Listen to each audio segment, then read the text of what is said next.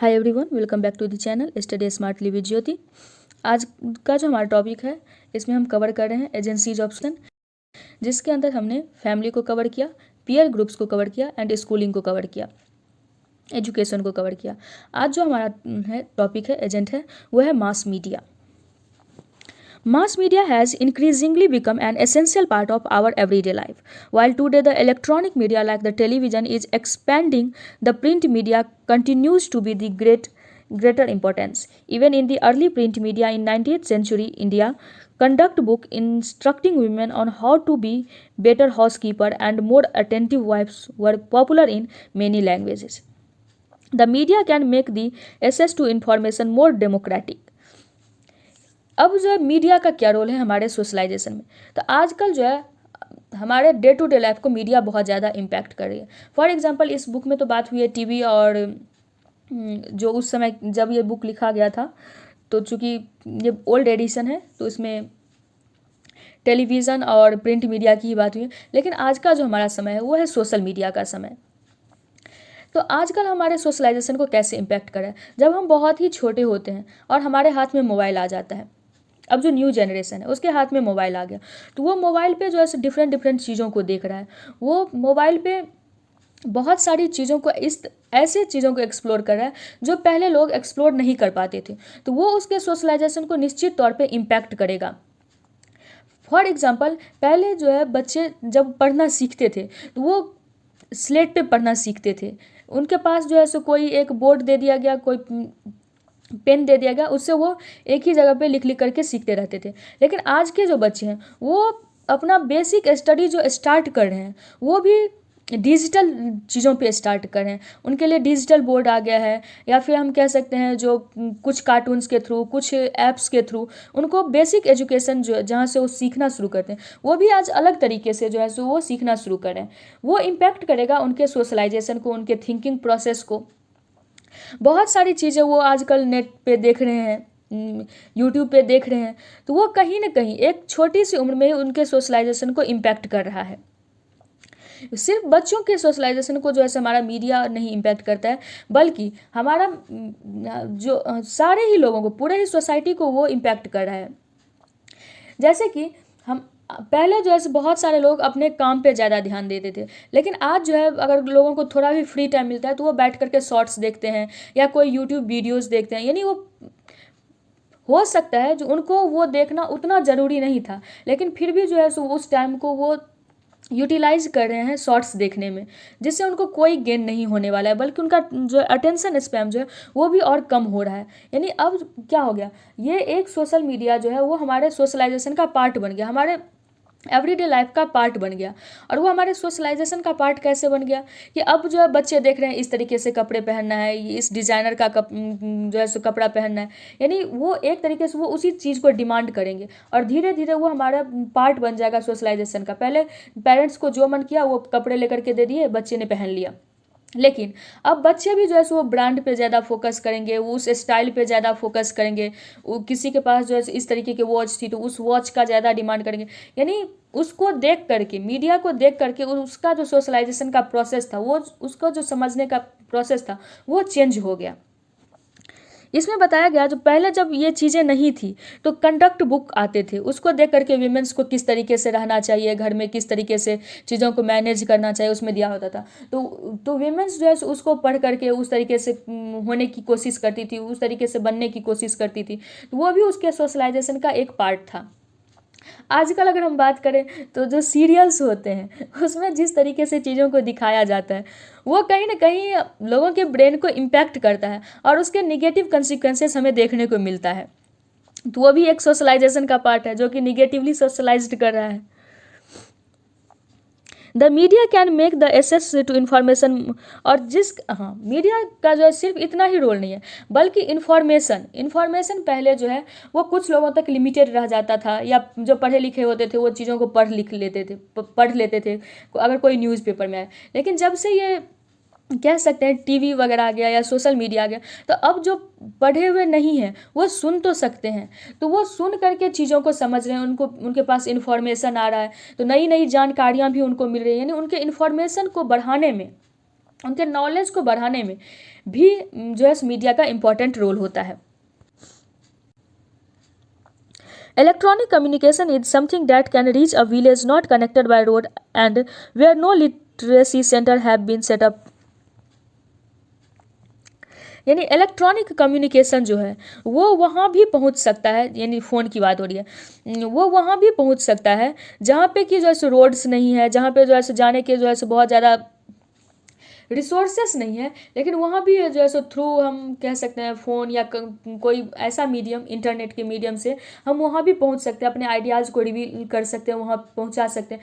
यानी इस तरीके से हम कह सकते हैं मीडिया का जो है, चाहे वो मीडिया प्रिंट मीडिया हो या कह सकते हैं टीवी वगैरह हो या सोशल मीडिया हो, ये सारे ही टाइप के मीडिया का, मास मीडिया का जो इम्पोर्टेंट रोल होता है हमारे सोशलाइजेशन में। There has been much research on the influence of television upon children and adults। वही बात जो पहले हमने एग्जांपल में लिया, जो चिल्ड्रन पे जो या फिर एडल्ट्स पे जो टेलीविज़न का इम्पैक्ट हो रहा है, इस पर बहुत सारे रिसर्च की गई हैं। Study in Britain showed that the time spent bye children watching television is the equivalent of almost 100 school days a year. यानी इसमें बताया गया है जो बच्चे जो टीवी पे टाइम स्पेंड करिए, ब्रिटेन के अंदर जैसे एक रिसर्च की गई थी, इसमें बताया गया जो जितना टाइम बच्चे स्कूल में स्पेंड करते हैं उसका 100 डे हम कह सकते हैं बच्चे उतना टाइम जो है वो बच्चे टेलीविज़न पे भी स्पेंड करें, यानी कितना ज़्यादा उसका स्क्रीन टाइम बढ़ गया है बच्चों का। Almost 100 school days a year and that adults are not far behind them। यानी adults भी जो है बहुत पीछे नहीं है, बल्कि वो भी उतने ही मात्रा में स्क्रीन टाइम को अपना बढ़ा रहे हैं। और आजकल तो सोशल मीडिया के थ्रू जो है और ज़्यादा स्क्रीन टाइम सबका बढ़ गया है। Apart from such quantitative aspects, what emerges from such research is not always conclusive in its implications। The link between on-screen violence and aggressive behavior among children is still debate। यानी जब बच्चे देखते हैं तो निगेटिवली कैसे socialise करें, जब कोई फिल्म देख रहे हैं या कोई सीरियल देख रहे हैं या कोई वीडियो देख रहे हैं उसमें अगर एग्रेशन है तो बच्चे उस एग्रेशन को भी सीख रहे हैं और उस चीज़ को वो कहाँ इम्प्लीमेंट करते हैं तो वो अपने पेरेंट्स पे इम्प्लीमेंट कर रहे हैं। अगर मूवीज़ में देख रहे हैं जो बच्चे ने पेरेंट्स को मारा या कुछ किया तो वो अपने पेरेंट्स पे उस चीज़ को अप्लाई करने की कोशिश करते हैं, और ये कह सकते हैं हम निगेटिवली जो है हमारे सोसाइटी में सोशलाइजेशन का एक पार्ट भी बन रहा है। If one cannot predict how media influence people, what is certain is the extent of the influence in terms of both information and exposure to areas of experience distant from one's own। There is a sizable audience for Indian television serial and films in countries like Nigeria, Afghanistan, and among emigrants from Tibet। The televised Mahabharata was aired after dubbing in Tashkent, but even without dubbing was watched in London by children who spoke only English। In recent years, non-print digital media through internet is receiving considerable attention, particularly in urban areas। इसमें बताया गया कि ज़रूरी नहीं जो हम उसी चीज़ को देखते हैं जिस चीज़ को हम समझ पाते हैं, हम उन चीज़ों को भी देखते हैं जिसे हम समझ नहीं पाते हैं। फॉर एग्जाम्पल जब महाभारत को जो टेलीकास्ट किया गया था तो बहुत जगह तो उसको डब किया गया अलग अलग लैंग्वेज के अंदर, उस चीज़ को लोगों ने देखा, लेकिन बहुत जगह ऐसी भी थी जहाँ पे उसको डब नहीं किया गया, जिस लैंग्वेज में वो बना लोगों ने उसको वैसे भी देखा। तो अगर हम कहें महाभारत को लोगों ने देखा तो उसमें जो आइडियाज़ दिए गए हैं महाभारत के अंदर तो लोगों ने उस चीज़ को देखा, उसके पॉजिटिव इम्पैक्ट भी हो सकते हैं, उसके निगेटिव इम्पैक्ट भी हो सकते हैं। उसमें से जो है बहुत सारे लोग जो उसके सिर्फ पॉजिटिव एस्पेक्ट को देख सकते हैं, लेकिन कुछ बच्चे जो है या कुछ लोग जो उसको देख रहे हैं उसमें जो एविल पावर है वो उसको भी अपने आइडियल्स बना सकते हैं, उससे भी चीज़ें सीख सकते हैं। तो उसमें इसी चीज़ को बताया गया। इसलिए बहुत ज़रूरी है कि हम मीडिया का क्या इम्पोर्टेंट रोल है, कितना पॉजिटिव है, निगेटिव है, इस पर टाइम टू टाइम रिसर्च होते रहना चाहिए। और आजकल तो इंटरनेट का समय है, आजकल हर चीज़ इंटरनेट पे अवेलेबल है, तो आजकल तो और ज़्यादा जो है सो हम कह सकते हैं जैसे कि कोविड के समय में ही चाइना में जो है मोबाइल फ़ोन पे इंटरनेट के यूज पे बच्चों के यूज पे बैन लगाया गया। क्यों? क्योंकि उनका स्क्रीन टाइम बहुत ज़्यादा बढ़ रहा था, वायलेंस बढ़ रहा था बच्चों में, इस कारण से वहाँ पे जो है सो बैन लगाया गया था। और अगर हम बहुत सारे रिपोर्ट्स को देखें तो हमारा जो है स्क्रीन टाइम जो है वो बहुत ज़्यादा बढ़ गया है, और ये एक कंसर्न की बात है आगे के लिए। अब हम देखते हैं other socialising agencies. Besides the socializing agencies mentioned, there are other groups or social contexts in which individuals spend large part of their lives. Work is in all cultures an important setting within which socialization process operate.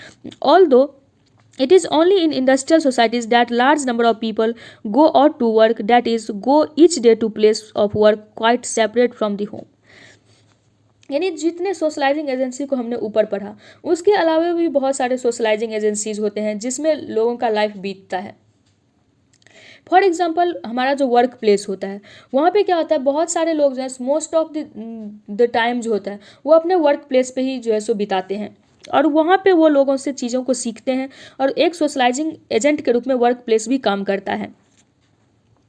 In traditional communities many people tilde the land close to where they live or had workshops in their dwellings.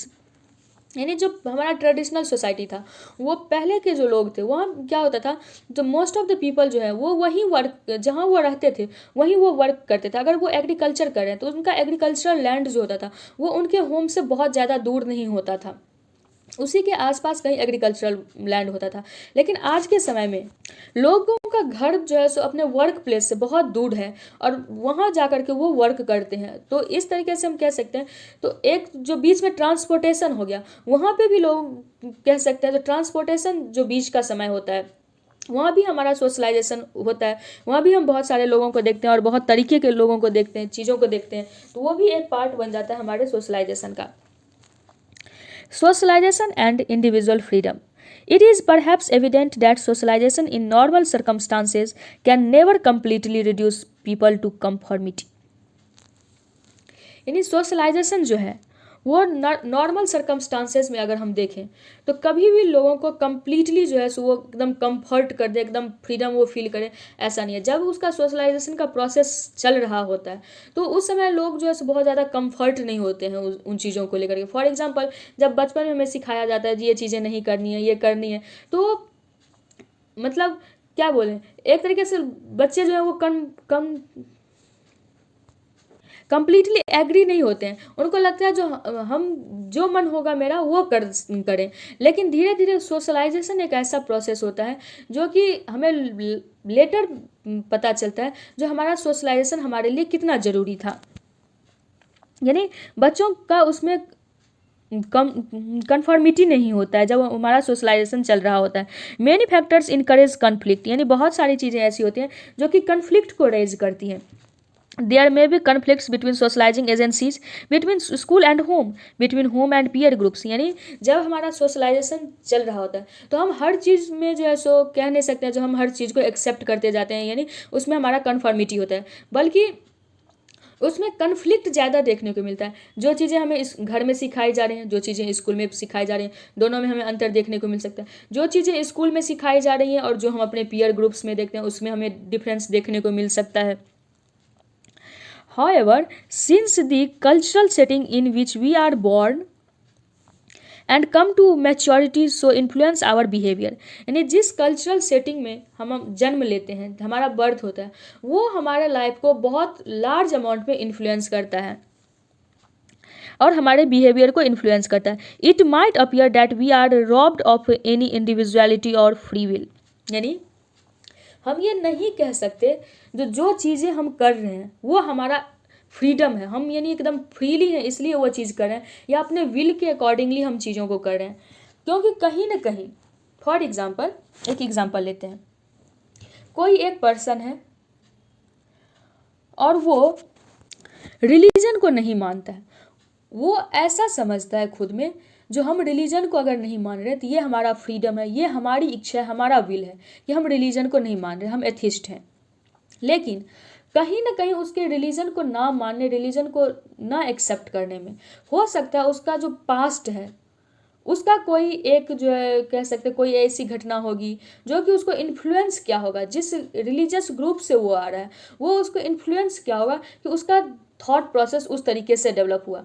यानी कहीं भी हम नहीं कह सकते जो हम completely जो हमारा विल है वो हमारा ही विल है, इसमें किसी का इन्फ्लुएंस नहीं है। जिस जगह से हम आते हैं, जिस रिलीजन से आते हैं, उसका एक बहुत बड़ा इम्पैक्ट जो है सो हमें देखने को मिलता है हमारे लाइफ में, हमारे आइडियाज़ में, हमारे वर्किंग कल्चर में, हर जगह हमें उसका इन्फ्लुएंस देखने को मिलता है, हमारे सोशलाइजेशन का, हमारे लोकेशन का इन्फ्लुएंस देखने को हमें मिलता है। Such a view is fundamentally mistaken. The fact that from birth to death we are involved in interaction with others certainly conditions our personality, the values we hold, and the behavior in which we engage. Yet, socialization is also at the origin of our very individuality and freedom. In the course of socialization, each of us develop a sense of self-identity and the capacity to independent through an action. यानी जब हमारा development होता है तो हम अपने from the birth to the death हम बहुत सारे लोगों से मिलते हैं, और हर पर्सन का हम कह सकते हैं, जिस लोगों से हम मिलते हैं तो हम जो भी आइडियाज़ अपने दिमाग में लाते हैं, हम कह सकते हैं जी ये मेरा इंडिविजुअल आइडिया है, ये हम एकदम फ्री विल से हम रहते हैं। लेकिन कहीं ना कहीं वो जो हमारा फ्री विल आया है वो किसी का इम्पैक्ट है हमारे ऊपर। हम सोसाइटी में आज तक इतने लोगों से मिले हैं जो कहीं ना कहीं वो हमें किसी न किसी तरीके से इम्पैक्ट किया, और हमारा जो जिसे हम अपना फ्री विल समझ रहे हैं वो किसी का इन्फ्लुएंस हम मान सकते हैं, ऐसा हो सकता है। लेकिन धीरे धीरे जब हमारा सोशलाइजेशन होता है, हम चीज़ों को समझते हैं, तो वो हमें हेल्प भी करता है कि हम एक न्यू आइडियाज़ को डेवलप करें, न्यू इंडिपेंडेंट यानी कह सकते हैं इंडिविजुअलिटी को, न्यू आइडेंटिटी को क्रिएट करें। यानी हमारा सोशलाइजेशन जो है वो सोशलाइजेशन जो है जब हम इंटरेक्शन करते हैं लोगों से तो हमारे सोशलाइजेशन में भी हेल्प करता है, और हमारे आइडेंटिटी को क्रिएट करने में भी हमारा सोशलाइजेशन हेल्प करता है।